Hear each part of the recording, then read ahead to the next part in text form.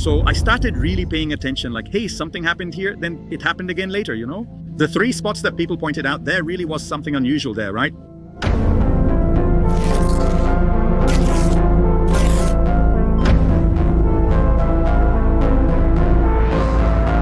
We're here at the Pakembu Stadium, right? The guys, all the drone pilots are here, drones flying everywhere. No UFOs are currently in the sky. But I'm here with my friend Vanderlei Zandenaar, better known as Van Zan, right? He has his drone hobby.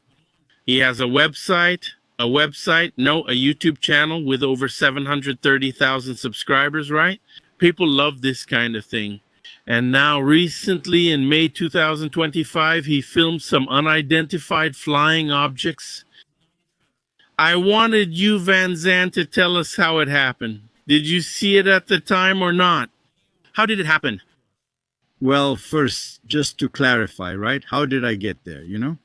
Because on my channel, I'm always traveling around Brazil, always for work, or sometimes for the channel itself. And I go around documenting cities. Curiosity. I stop with the drone, see an object, a mountain, I go there and film it. I'm curious to see up close what it's like there. So I usually do that, right? I spend the whole year doing this kind of thing. So I travel sometimes 8 times, 9 times a year. Each trip is 10 days, 15 days. And on that occasion, I had gone to the south. I went to visit the border with Uruguay and so on. I went there for work and took the opportunity to make some videos. And I was recording because I was coming back to São Paulo and kept recording. I stopped at Serra do Uruhá, actually at Bom Jardim da Serra. Serra do Uruhá is in Santa Catarina. Serra do Uruhá is in Santa Catarina. It begins at Loura Humilha and ends at Bom Jardim da Serra. I stayed in Bom Jardim da Serra to film the wind turbines for wind energy.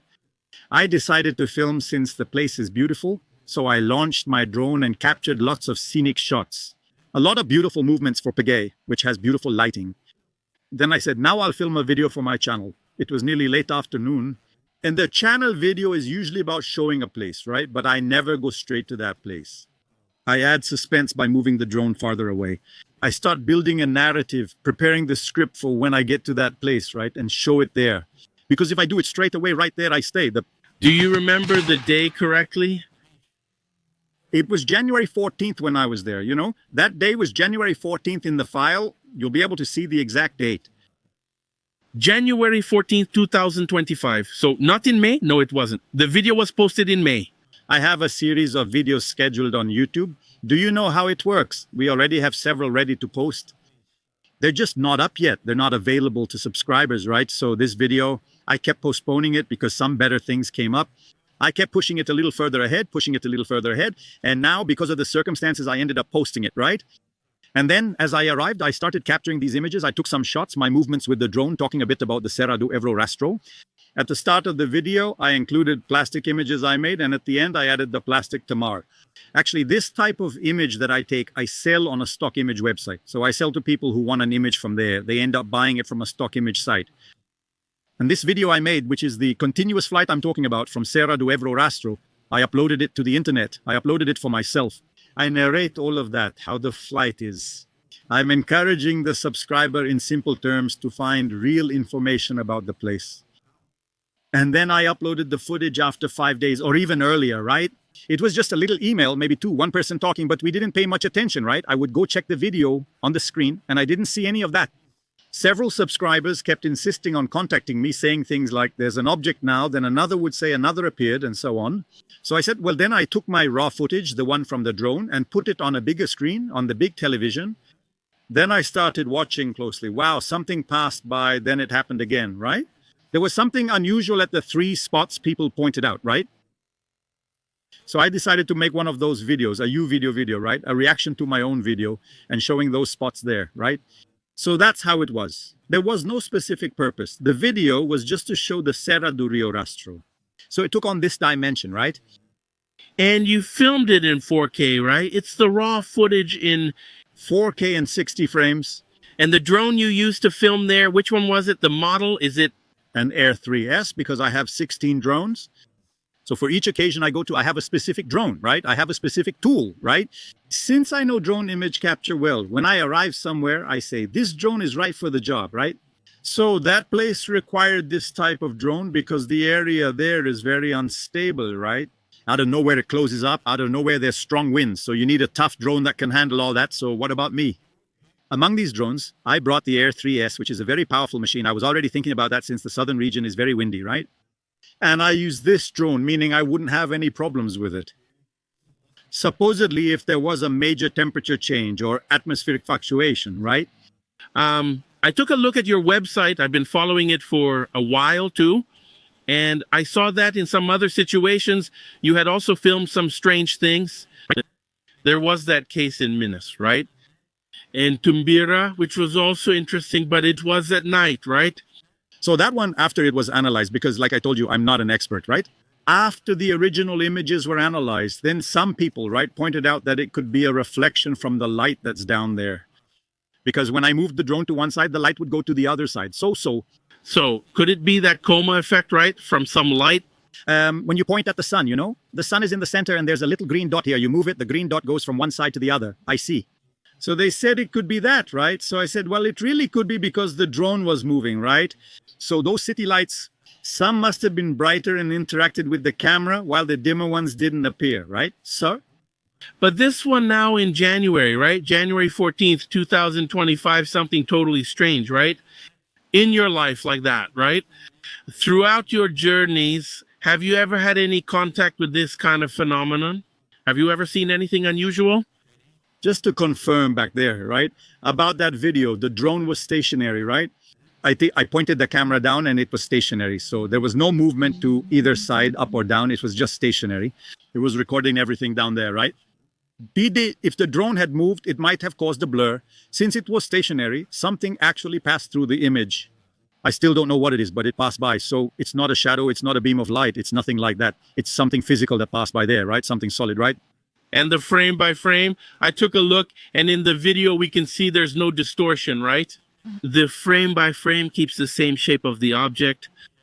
So it's because I was lucky enough to do this one in 60 frames, right? Which is the fastest speed.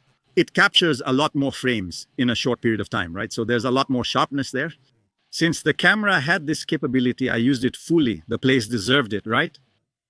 So that's why. Then we can freeze a frame and get a still image, unless it's moving at speed. I'm not calculating, I'm just using a speed of 10,000 per hour to see the image result. Everything also depends on the distance, right? Because we fly the drone constantly. We see insects passing in front, but the insect, it passes very close to the drone, so it fits in just one frame. In the next frame, it's not there anymore because it passed by close. It usually gets blurry, right? The insect? If the insect is 5 meters away, it won't appear on camera because it can't capture its movement, right? So it takes longer for it to cross the frame, And this object that I filmed, you can see that it spends a lot of time in the frame, So I was able to capture it many times in the frame. And the speed too, which was really fast, right? A lot of people said no, it went by close, right? But actually it went over the top.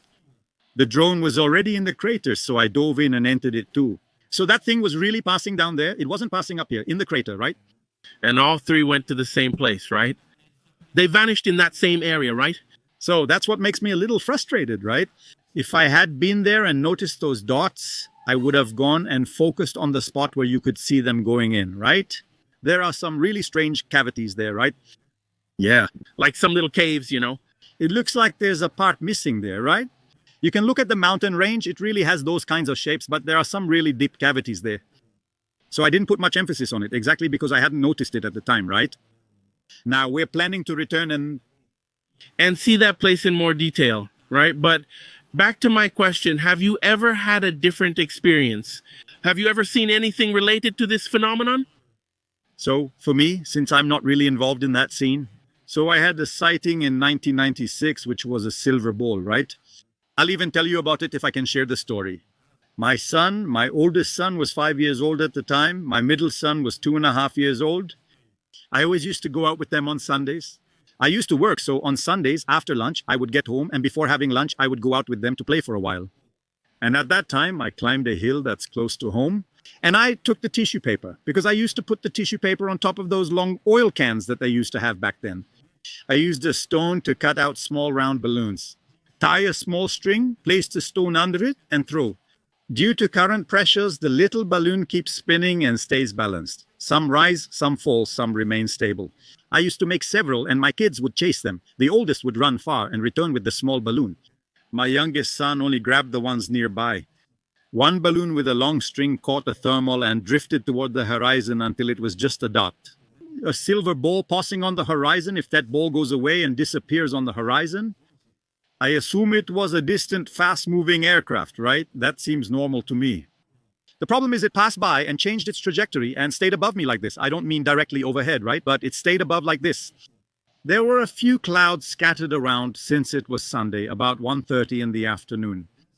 It stopped between clouds. I kept watching. My oldest son arrived and asked, "Dad, what are you looking at?" And I didn't lead him on. I was careful not to. He said, "Look, do you see something between those two clouds?" And he said, "Look, I see a little silver ball, Dad." It gives me goosebumps because that's exactly what I saw. Why lead someone on? He confirmed it, right? Yes. When my youngest arrived, we lay down looking at her. I had to guide him. "Do you see between the two clouds?" "What?" "Isn't there a little silver ball?" He took a while, then he said, "I'm seeing it." So, I led him to see it. It's like looking at a cloud. He sees a dog, and I'm guiding you to see it too, right? So, in the case of my oldest son today, I didn't lead him, and he saw the same little silver ball. I lay down, stayed lying down, looking up. We kept watching, and because I don't know if it went one way or the other, it disappeared, right? I didn't notice, and my son didn't know either. I just told my wife, told the family, we get made fun of a little, right? Unfortunately, I didn't pay any more attention to it after that, so that was a sighting. Until today, I had never seen anything like it. Now, this little ball. Now, right, there are balls and metallic spheres showing up everywhere, right? Accident or not, that's what I saw. I'm not saying it was this ball, but that's the shape I saw in '96. So that's the experience I had of seeing something solid, something that's not from this planet, right? So, it's not from this planet because we don't know it, right? Maybe it could be a weapon, something that's hidden and one day will show up for us, right? So I don't know.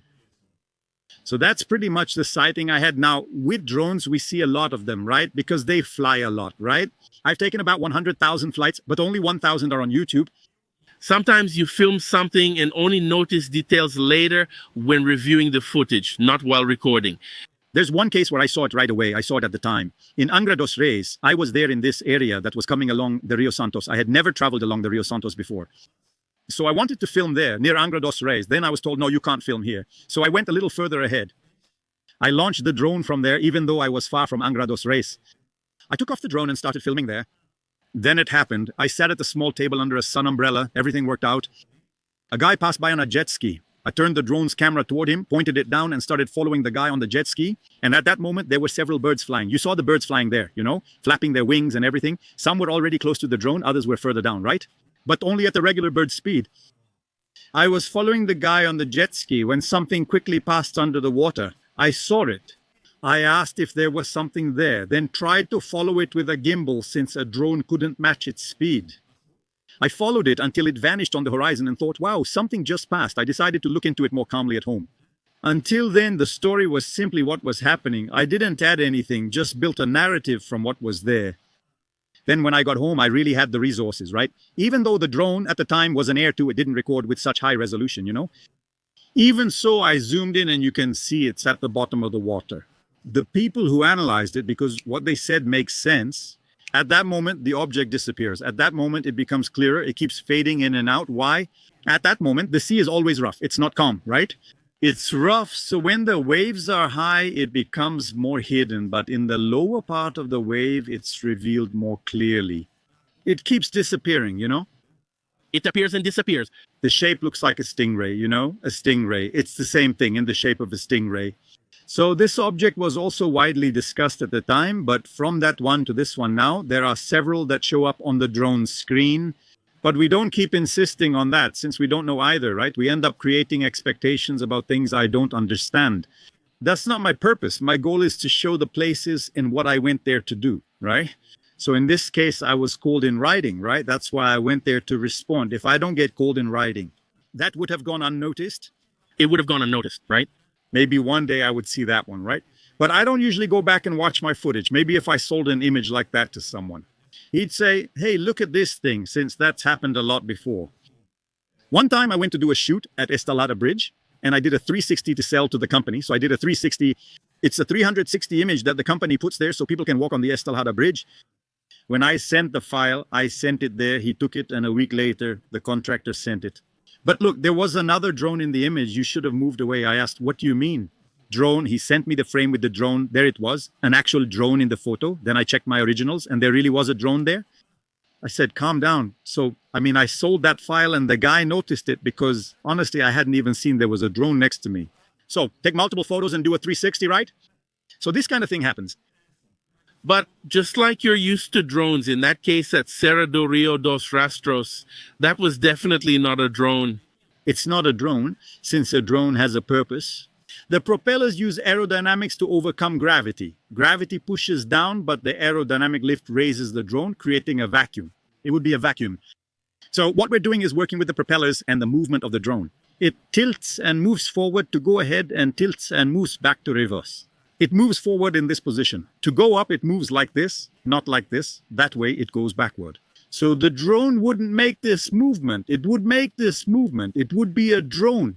To be a drone, it must have arms and propellers. And they don't show up When it's hidden, because we've already filmed several drones too. So the drone, when it's over something really dark, its body shows up more and the propellers disappear. Even if you have sunlight, the propellers light up those propeller discs there. This would be even more obvious since the sun was shining from the side. When the drone flies over the bright area, its entire body, even the thin arms, become visible. And in that case, even when it passes by, you can see there are times when it goes over a white car and it still keeps its same circular shape. Among the shapes, it really looks like those Tic Tacs that people are talking about nowadays, which are a bit elongated and rounded. And there was a longer one, a more cylindrical one. the first one even looked like a skateboard when viewed from the side. I said a cookie in the video. I was trying to associate it with something, but it looks like that maizena cookie or a skateboard from the side. And then you can see it going up. You can see that it's lifting its nose to go up. So that's the first one. The second one really is a ball because I'm above it, and it stays a ball the whole time until it disappears on the horizon. As for the third one, I don't know if it's the same object. It was so fast it streaked across a frame, which rarely happens there due to its high speed. To be able to streak across a frame in a 60 frame per second recording, that's really hard to do, so it's really moving very fast. So it had a cylindrical shape, and even when it streaks, if you have several frames, you can compare one frame to another. So it has a streak here.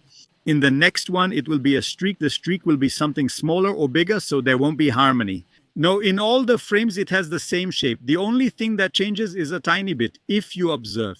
Later, you'll see the origin. The front is slightly rounded and squared. But as a whole on the screen, it's always like a cigar, as if it were a long thing, a long object.